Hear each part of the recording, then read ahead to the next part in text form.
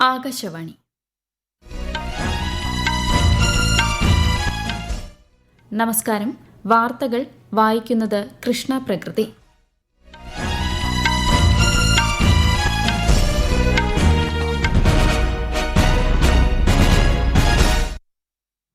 പ്രധാന വാർത്തകൾ. ത്രിരാഷ്ട്ര സന്ദർശനത്തിന്റെ ഭാഗമായി റൊമാനിയയിലെത്തിയ രാഷ്ട്രപതി ദ്രൌപദി മുർമുവിന് ഊഷ്മള വരവേൽപ്പ്. നീറ്റ് ചോദ്യപേപ്പർ ചോർച്ച ഉൾപ്പെടെ വിവിധ വിഷയങ്ങളിലെ പ്രതിപക്ഷ ബഹളത്തെ തുടർന്ന് പാർലമെന്റിന്റെ ഇരുസഭകളും ഇന്നത്തേക്ക് പിരിഞ്ഞു. ചർച്ചയ്ക്ക് സന്നദ്ധത അറിയിച്ച് കേന്ദ്ര സർക്കാർ.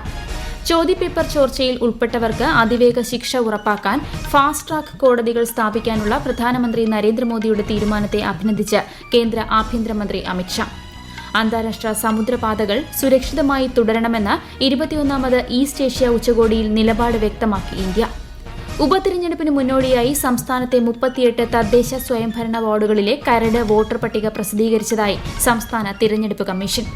23ാമത് കോമൺവെൽത്ത് ഗെയിംസിന് സ്കോട്ട്ലൻഡിലെ ഗ്ലാസ്ഗോവിൽ ഇന്ന് തുടക്കം. 125 ഇന്ത്യൻ താരങ്ങൾ ഗെയിംസിൽ മാറ്റുരയ്ക്കും. വാർത്തകൾ വിശദമായി. ത്രിരാഷ്ട്ര സന്ദർശനത്തിന്റെ ഭാഗമായി റൊമാനിയയിലെത്തിയ രാഷ്ട്രപതി ദ്രൌപദി മുർമുവിന് ഊഷ്മള വരവേൽപ്പ്. ഗാർഡ് ഓഫ് ഓണർ നൽകിയാണ് ബുക്കാറസ്റ്റിൽ രാഷ്ട്രപതിയെ സ്വീകരിച്ചത്. റൊമാനിയൻ പ്രസിഡന്റ് നിക്കുസർ ഡാനുമായി രാഷ്ട്രപതി പ്രതിനിധിതല ചർച്ച നടത്തും. നിരവധി ധാരണാപത്രങ്ങളിലും ഒപ്പുവയ്ക്കും. നാളെ ഇന്ത്യ റൊമാനിയ ബിസിനസ് ഫോറത്തെ ശ്രീമതി മുർമു അഭിസംബോധന ചെയ്യും. നീറ്റ് ചോദ്യപേപ്പർ ചോർച്ച ഉൾപ്പെടെ വിവിധ വിഷയങ്ങളിലെ പ്രതിപക്ഷ ബഹളത്തെ തുടർന്ന് പാർലമെന്റിന്റെ ഇരുസഭകളും ഇന്നത്തേക്ക് പിരിഞ്ഞു. രാവിലെ സഭ ആരംഭിച്ചതു മുതൽ പ്രതിപക്ഷം പ്രതിഷേധം തുടങ്ങിയതിനാൽ നടപടികൾ നിരവധി തവണ തടസ്സപ്പെട്ടിരുന്നു. ചോദ്യോത്തരവേളയിലേക്ക് കടക്കാൻ ലോക്സഭാ സ്പീക്കർ ഓം ബിർള ശ്രമിച്ചെങ്കിലും പ്രതിപക്ഷം വഴങ്ങിയില്ല. ചോദ്യപേപ്പർ ചോർച്ചാ വിഷയം ഇരുസഭകളിലും ചർച്ച നടത്താൻ സർക്കാർ തയ്യാറാണെന്ന് കേന്ദ്രമന്ത്രി കിരൺ റിജിജു ലോക്സഭയിൽ പറഞ്ഞു.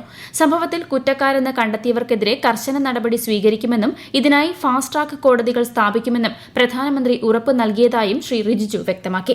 എന്നാൽ പ്രതിഷേധം വീണ്ടും തുടർന്നതോടെയാണ് സഭ ഇന്നത്തേക്ക് പിരിഞ്ഞത്. രാജ്യസഭയിലും സമാന രംഗങ്ങളാണ് അരങ്ങേറിയത്. ചോദ്യപേപ്പർ ചോർച്ചയിൽ ഉൾപ്പെട്ടവർക്ക് തക്കതായ ശിക്ഷ അതിവേഗം ഉറപ്പാക്കാൻ ഫാസ്റ്റ് ട്രാക്ക് കോടതികൾ സ്ഥാപിക്കാനുള്ള പ്രധാനമന്ത്രി നരേന്ദ്രമോദിയുടെ തീരുമാനത്തെ അഭിനന്ദിച്ച് കേന്ദ്ര ആഭ്യന്തരമന്ത്രി അമിത്ഷാ. യുവതലമുറയുടെ ക്ഷേമത്തിനും ഭാവിക്കുമാണ് സർക്കാർ മുൻഗണന നൽകുന്നതെന്നും അദ്ദേഹം സമൂഹമാധ്യമത്തിൽ കുറിച്ചു. നീറ്റ് ചോദ്യപേപ്പർ ചോർച്ചയുമായി ബന്ധപ്പെട്ട് സമരം ചെയ്യുന്ന വിദ്യാർത്ഥികൾ ചർച്ചയ്ക്ക് തയ്യാറാകണമെന്ന് കേന്ദ്രമന്ത്രി ജിതേന്ദ്ര സിംഗ് അഭ്യർത്ഥിച്ചു. എല്ലാ വിഷയങ്ങളിലും ചർച്ച നടത്താൻ സർക്കാർ പൂർണ്ണമായി സന്നദ്ധമാണെന്നും അദ്ദേഹം വ്യക്തമാക്കി. കേന്ദ്രമന്ത്രി JP നഡ്ഡയുടെ വസതിയിലോ ഓഫീസിലോ ചർച്ചകൾ നടത്താമെന്നും ശ്രീ ജിതേന്ദ്ര സിംഗ് അറിയിച്ചു. It is my humble appeal to the students on agitation that the government is ready for talks whenever you want, at whichever hour of the day, and for as much length of time that you wish to. We are ready to discuss the issue on which the agitation has happened and all the other related issues as well with an open mind, and the talks can be held at the residence of Shri Nadda because the talks will be led by the Health Minister of India and the senior leader Shri Nadda ji, and of course I will be accompanying him. The talks could be held at Shri Nadda ji's residence or at office, whichever of the two you wish to.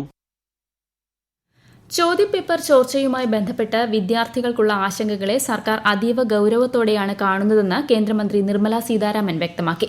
രാജ്യത്തെ യുവാക്കളുടെ പ്രതീക്ഷകളും ആവശ്യങ്ങളും നിറവേറ്റുന്നതിനായി സർക്കാർ ശക്തമായ നടപടികൾ സ്വീകരിക്കുമെന്ന് കേന്ദ്രമന്ത്രി പീയൂഷ് ഗോയൽ പറഞ്ഞു. നീറ്റ് പരീക്ഷാ ചോദ്യപേപ്പർ ചോർച്ചാ വിഷയത്തിൽ പ്രതിപക്ഷ പാർട്ടികൾ ചർച്ചകളിൽ നിന്ന് ഒളിച്ചോടുകയാണെന്ന് കേന്ദ്ര കൃഷിമന്ത്രി ശിവരാജ് സിംഗ് ചൌഹാൻ വിമർശനമുയർത്തി. നീറ്റ് വിഷയത്തിൽ NDA എംപിമാരും പ്രതിപക്ഷ എംപിമാരും ഇന്ന് പാർലമെന്റ് മന്ദിര പരിസരത്ത് പ്രതിഷേധം നടത്തി. വിഷയം പാർലമെന്റ് ചർച്ച ചെയ്യണമെന്ന് NDA എംപിമാരും വിദ്യാഭ്യാസ മന്ത്രി ധർമ്മേന്ദ്ര പ്രധാൻ രാജിവെക്കണമെന്ന് പ്രതിപക്ഷ എംപിമാരും ആവശ്യപ്പെട്ടു. പ്രതിഷേധം നടത്തുന്ന വിദ്യാർത്ഥികളുമായി പ്രധാനമന്ത്രി നേരിട്ട് സംസാരിക്കണമെന്ന് കോൺഗ്രസ് നേതാവ് പ്രിയങ്ക ഗാന്ധി മാധ്യമങ്ങളോട് പറഞ്ഞു. सरकार की कमजोरी देखिए, आपने कभी देखा है इस हमारे लोकतंत्र के इतिहास में कि सरकार के MP बाहर खड़े होकर प्रदर्शन कर रहे हैं? कितने सत्रों से ये चल रहा है, चला ही नहीं पा रहे हैं. बाहर जो हो रहा है देखिए, कमजोर है एकदम. Think about it. Children are protesting. They're all young. They've cut all the internet. അന്താരാഷ്ട്ര സമുദ്രപാതകൾ സുരക്ഷിതമായി തുടരണമെന്ന് 21ാമത് ഈസ്റ്റ് ഏഷ്യ ഉച്ചകോടിയിൽ നിലപാട് വ്യക്തമാക്കി ഇന്ത്യ. ചർച്ചകളിലൂടെയും നയതന്ത്രത്തിലൂടെയും പശ്ചിമേഷ്യൻ പ്രതിസന്ധി പരിഹരിക്കണമെന്നും ഫിലിപ്പീൻസിലെ മനിലയിൽ നടന്ന ഉച്ചകോടിയെ അഭിസംബോധന ചെയ്തുകൊണ്ട് വിദേശകാര്യമന്ത്രി S. ജയശങ്കർ പറഞ്ഞു. ഭീകരവാദത്തിനെതിരെ വിട്ടുവീഴ്ചയില്ലാ നിലപാട് സ്വീകരിക്കണമെന്നും 33ാമത് ASEAN റീജിയണൽ ഫോറം മന്ത്രിതല യോഗത്തിൽ അദ്ദേഹം വ്യക്തമാക്കി. എഥനോൾ കലർത്തിയ ഇന്ധനം ഉപയോഗിക്കുന്നതുമൂലം എഞ്ചിൻ തകരാറോ വാഹനങ്ങൾ കേടാകുന്നതോ ആയ വ്യാപക പരാതികൾ റിപ്പോർട്ട് ചെയ്യപ്പെട്ടിട്ടില്ലെന്ന് കേന്ദ്ര സർക്കാർ. സൊസൈറ്റി ഓഫ് ഇന്ത്യൻ ഓട്ടോമൊബൈൽ മാനുഫാക്ചേഴ്സിൽ നിന്ന് ലഭിച്ച വിവരങ്ങളുടെ അടിസ്ഥാനത്തിലാണ് കേന്ദ്രമന്ത്രി നിതിൻ ഗഡ്കരി ലോക്സഭയിൽ ഇക്കാര്യം രേഖാമൂലം അറിയിച്ചത്. ഈ വാർത്തകൾ ആകാശവാണിയിൽ നിന്ന്. ആകാശവാണി വാർത്തകളും വാർത്താധിഷ്ഠിത പരിപാടികളും All India Radio News Thiruvananthapuram YouTube ചാനലിലും All India Radio News Thiruvananthapuram Facebook പേജിലും AR News_ തിരുവനന്തപുരം ഇൻസ്റ്റഗ്രാം അക്കൌണ്ടിലും AR News_TVM X ഹാൻഡിലും ലഭ്യമാണ്. ഉപതിരഞ്ഞെടുപ്പിന് മുന്നോടിയായി സംസ്ഥാനത്തെ 38 തദ്ദേശ സ്വയംഭരണ വാർഡുകളിലെ കരട് വോട്ടർ പട്ടിക പ്രസിദ്ധീകരിച്ചതായി സംസ്ഥാന തിരഞ്ഞെടുപ്പ് കമ്മീഷണർ N. ശേഷാദ്രിനാഥൻ. അന്തിമ വോട്ടർ പട്ടിക ഓഗസ്റ്റ് 19 പ്രസിദ്ധീകരിക്കും. 3,06,947 വോട്ടർമാരാണ് പട്ടികയിലുള്ളത്. KSRTCയുടെ പിങ്ക് ബസ് ലേഡീസ് ഓൺലി സർവീസിന് സംസ്ഥാനത്ത് തുടക്കമായി. ഉദ്ഘാടനം മന്ത്രി CP ജോൺ തിരുവനന്തപുരത്ത് നിർവഹിച്ചു. വിശദാംശങ്ങളുമായി ആകാശവാണി തിരുവനന്തപുരം ജില്ലാ പ്രതിനിധി രജു കോലിയക്കോട്. ടെക്നോ പാർക്ക് ഉൾപ്പെടെയുള്ള സ്ഥാപനങ്ങളിൽ ജോലി ചെയ്യുന്ന വനിതകൾക്ക് രാത്രികാല യാത്രയിൽ സുരക്ഷ ഉറപ്പാക്കുന്നതിനായി രാത്രി 8 മണിക്കും 10 മണിക്കും പിങ്ക് ബസ് സർവീസുകൾ നടത്തും. വൈകാതെ മറ്റു ജില്ലകളിലേക്കും പദ്ധതി വ്യാപിപ്പിക്കും. രാത്രി സർവീസുകൾക്ക് പുറമെ പകൽ സമയങ്ങളിലും പിങ്ക് ബസിന്റെ സേവനം ലഭ്യമാക്കും. ട്രെയിനിലെത്തുന്ന സ്ത്രീകൾ, ചെറിയ കുട്ടികളുമായി യാത്ര ചെയ്യുന്ന അമ്മമാർ, രോഗികൾ തുടങ്ങിയവർക്ക് മെഡിക്കൽ കോളേജിലേക്ക് സുരക്ഷിതമായ യാത്ര ഉറപ്പാക്കുന്നതിനാണ് രാവിലെയും പിങ്ക് ബസ് സർവീസുകൾ ക്രമീകരിച്ചിരിക്കുന്നത്. സിക്കിമിൽ നിർമ്മാണത്തിലിരുന്ന തുരങ്കം തകർന്നുണ്ടായ അപകടത്തിൽ കാണാതായ കോട്ടയം സ്വദേശി അനീഷ് മോഹനന്റെ മൃതദേഹം കണ്ടെടുത്തു. മൃതദേഹം എത്രയും വേഗം നാട്ടിലെത്തിക്കാനുള്ള ശ്രമങ്ങൾ പുരോഗമിക്കുകയാണ്. അപകടത്തിൽ കാണാതായ 25 പേരുടെയും മൃതദേഹങ്ങൾ ഇതിനകം കണ്ടെടുത്തതായി അധികൃതർ അറിയിച്ചു. ഗുജറാത്തിന്റെ വിവിധ മേഖലകളിൽ കനത്ത മഴ ജനജീവിതത്തെ ബാധിച്ചു. സൂറത്ത്, വൽസാദ് ജില്ലകളിൽ ദുരിതാശ്വാസ പ്രവർത്തനങ്ങൾ യുദ്ധകാലാടിസ്ഥാനത്തിൽ പുരോഗമിക്കുകയാണ്. മഹാരാഷ്ട്രയിലെ താനെ, പാൽഘർ, നാസിക്, പൂനെ എന്നിവിടങ്ങളിൽ ഇന്ന് കനത്ത മഴയ്ക്ക് സാധ്യതയുള്ളതിനാൽ കേന്ദ്ര കാലാവസ്ഥാ വകുപ്പ് ചുവപ്പ് ജാഗ്രത പുറപ്പെടുവിച്ചു. പൂനെയിലേക്കും കൊങ്കൺ മേഖലയിലേക്കും പോകുന്ന വിനോദസഞ്ചാരികൾ അതീവ ജാഗ്രത പാലിക്കണമെന്നും മുന്നറിയിപ്പ്. ഹിമാചൽ പ്രദേശിലെ കാംഗ്ര ജില്ലയിൽ ഗാർഗുൺ, സ്പാഡ ഗ്രാമങ്ങളിലുണ്ടായ മേഘവിസ്ഫോടനത്തിൽ വൻ നാശനഷ്ടം രേഖപ്പെടുത്തി. ദുരന്തത്തിൽ 25 വീടുകൾ പൂർണ്ണമായും നശിച്ചു.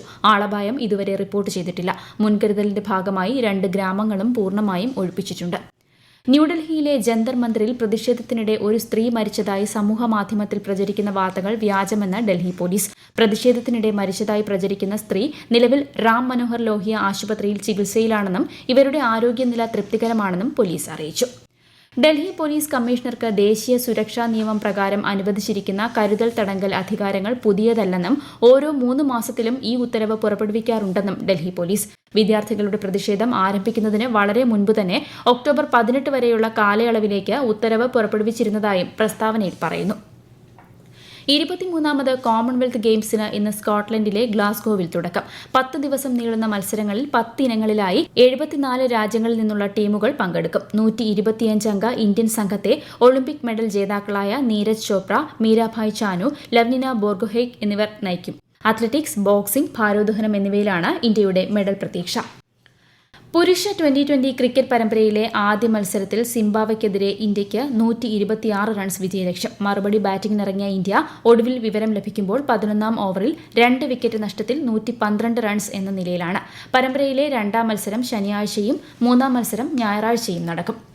സിന്ധു നദീജല കരാറിനെക്കുറിച്ച് ഐക്യരാഷ്ട്രസഭയിൽ പാകിസ്ഥാൻ നടത്തിയ പരാമർശങ്ങളെ തള്ളി ഇന്ത്യ. അതിർത്തി കടന്നുള്ള ഭീകരതയെ രാഷ്ട്രനയത്തിന്റെ ഭാഗമാക്കുന്ന പാകിസ്ഥാന്റെ നിലപാട് അംഗീകരിക്കാനാകില്ലെന്ന് UN സുരക്ഷാ കൌൺസിലിൽ ഇന്ത്യയുടെ സ്ഥിരം പ്രതിനിധി P. ഹരീഷ് പറഞ്ഞു. ഇന്ന് ദേശീയ പ്രക്ഷേപണ ദിനം. 1927ലാണ് ഇന്ത്യൻ ബ്രോഡ്കാസ്റ്റിംഗ് കമ്പനിയുടെ കീഴിൽ ബോംബെയിൽ നിന്ന് രാജ്യത്തെ ആദ്യ റേഡിയോ പ്രക്ഷേപണം ആരംഭിച്ചത്. 1936 ജൂൺ 8-ന് Indian State Broadcasting Service All India Radio ആയി മാറി. 1956ലാണ് ആകാശവാണി എന്ന പേര് സ്വീകരിച്ചത്. കഴിഞ്ഞ 99 വർഷത്തിനിടയിൽ പ്രക്ഷേപണ മേഖല റേഡിയോയിൽ നിന്നും അത്യാധുനിക ഡിജിറ്റൽ സ്ട്രീമിംഗിലേക്ക് അതിവേഗം വളർന്നതായി പ്രസാർ ഭാരതി CEO ഗൌരവ് ദ്വിവേദി പറഞ്ഞു. പ്രധാന വാർത്തകൾ വീണ്ടും. ത്രിരാഷ്ട്ര സന്ദർശനത്തിന്റെ ഭാഗമായി റൊമാനിയയിലെത്തിയ രാഷ്ട്രപതി ദ്രൗപദി മുർമുവിന് ഊഷ്മള വരവേൽപ്പ്. നീറ്റ് ചോദ്യപേപ്പർ ചോർച്ച ഉൾപ്പെടെ വിവിധ വിഷയങ്ങളിലെ പ്രതിപക്ഷ ബഹളത്തെ തുടർന്ന് പാർലമെന്റിന്റെ ഇരുസഭകളും ഇന്നത്തേക്ക് പിരിഞ്ഞു. ചർച്ചയ്ക്ക് സന്നദ്ധതയറിയിച്ച് കേന്ദ്ര സർക്കാർ. ചോദ്യപേപ്പർ ചോർച്ചയിൽ ഉൾപ്പെട്ടവർക്ക് അതിവേഗ ശിക്ഷ ഉറപ്പാക്കാൻ ഫാസ്റ്റ് ട്രാക്ക് കോടതികൾ സ്ഥാപിക്കാനുള്ള പ്രധാനമന്ത്രി നരേന്ദ്രമോദിയുടെ തീരുമാനത്തെ അഭിനന്ദിച്ച് കേന്ദ്ര ആഭ്യന്തരമന്ത്രി അമിത്ഷാ. അന്താരാഷ്ട്ര സമുദ്രപാതകൾ സുരക്ഷിതമായി തുടരണമെന്ന് 21ാമത് ഈസ്റ്റ് ഏഷ്യ ഉച്ചകോടിയിൽ നിലപാട് വ്യക്തമാക്കി ഇന്ത്യ. ഉപതിരഞ്ഞെടുപ്പിന് മുന്നോടിയായി സംസ്ഥാനത്തെ 38 തദ്ദേശ സ്വയംഭരണ വാർഡുകളിലെ കരട് വോട്ടർ പട്ടിക പ്രസിദ്ധീകരിച്ചതായി സംസ്ഥാന തിരഞ്ഞെടുപ്പ് കമ്മീഷൻ. 23ാമത് കോമൺവെൽത്ത് ഗെയിംസിന് സ്കോട്ട്ലൻഡിലെ ഗ്ലാസ്ഗോവിൽ ഇന്ന് തുടക്കം. 125 ഇന്ത്യൻ താരങ്ങൾ ഗെയിംസിൽ മാറ്റുരയ്ക്കും. വാർത്തകൾ കഴിഞ്ഞു. അടുത്ത വാർത്താ പ്രക്ഷേപണം 8:35.